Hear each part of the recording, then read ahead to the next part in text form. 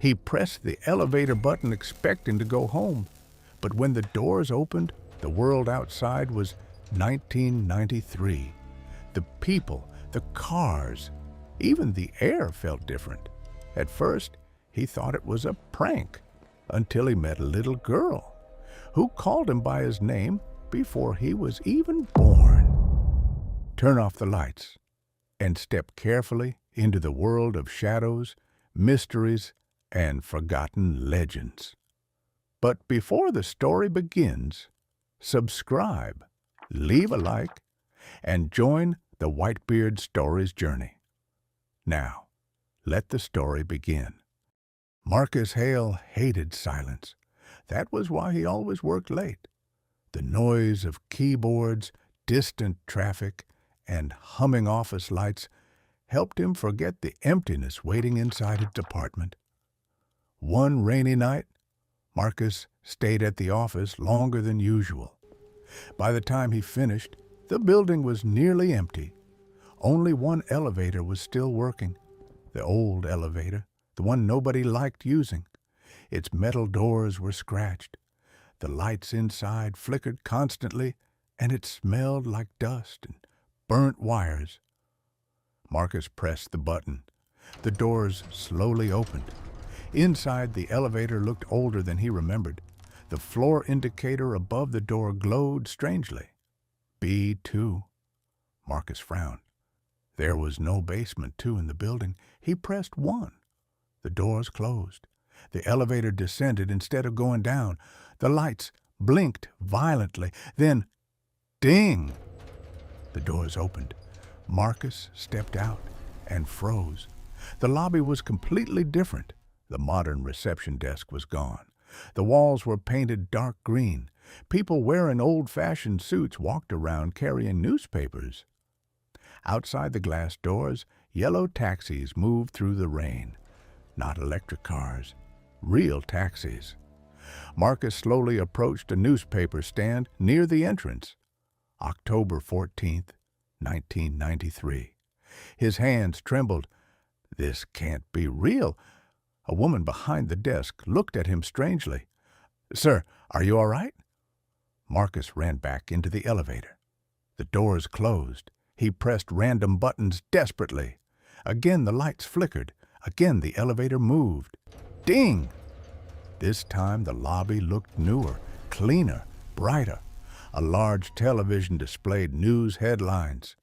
June 2nd, 2027. Marcus stared in horror. The reporter on screen spoke urgently. Authorities still searching for missing software engineer Marcus Hale, who disappeared 3 days ago. Marcus stepped backward slowly. His own photo appeared on the screen. Missing? Dead silence filled the lobby. Then suddenly, a little girl standing nearby looked directly at him. "You're not supposed to be here yet," she whispered. Marcus felt cold. "What?" The girl tilted her head. "You keep writing it every time." Before he could speak, her mother grabbed her hand and pulled her away. Marcus chased after them, but they vanished into the crowd. Breathing heavily, he returned to the elevator. The doors were still open, waiting, as if the elevator wanted him back inside.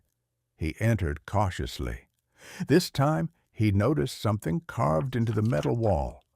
"Do not go to floor 13. Marcus swallowed hard. There had never been a 13th floor button before. Now there was.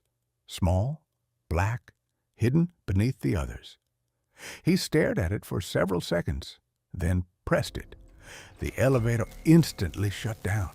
Darkness swallowed everything. The elevator began falling violently. Marcus screamed. Then, silence.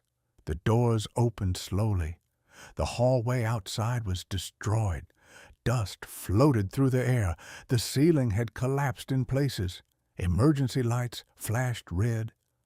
Marcus stepped outside carefully. The city beyond the broken windows was dead. Skyscrapers burned in the distance. Military drones floated silently in the sky.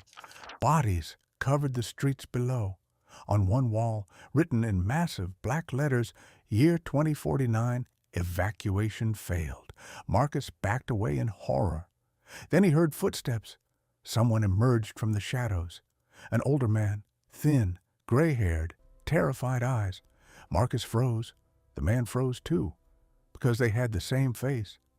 "You finally made it," the old man said weakly. Marcus couldn't breathe. "Who are you?" The old man laughed bitterly. "I'm you." Marcus stared at him. "No." "You pressed 13, didn't you?" the old version asked. Marcus nodded slowly. The old man sat down heavily. "I tried to stop you before. What is this place?" The end. Outside, explosions echoed across the ruined city. Marcus shook his head. "This isn't possible." The old man smiled sadly. "That's what I said the first time." "The first time?" The old man looked directly into his eyes. "You've done this before, Marcus." A terrible silence filled the room. "The elevator doesn't travel through time," the old man whispered. "It travels through memories." Marcus felt dizzy. "What?" The old man pointed toward a broken hospital bracelet on the floor. Marcus picked it up slowly. His name was on it. Then he noticed the date. October 14th, 2023, the night of the accident. Suddenly, fragments exploded inside his mind. Rain, screaming tires, glass shattering, pain. Marcus stumbled backward. "No." The old man's eyes filled with tears. "You never survived the crash?" Marcus felt his chest tighten. "The elevator, the years. Your brain created them while dying." Marcus looked around desperately. "So none of this is real?" The old man shook his head. "It's real enough for us." The emergency lights flickered one final time. The building trembled violently. Everything around them began collapsing into darkness. Marcus looked at the old version of himself. What happens now? The old man smiled peacefully. "We wake up."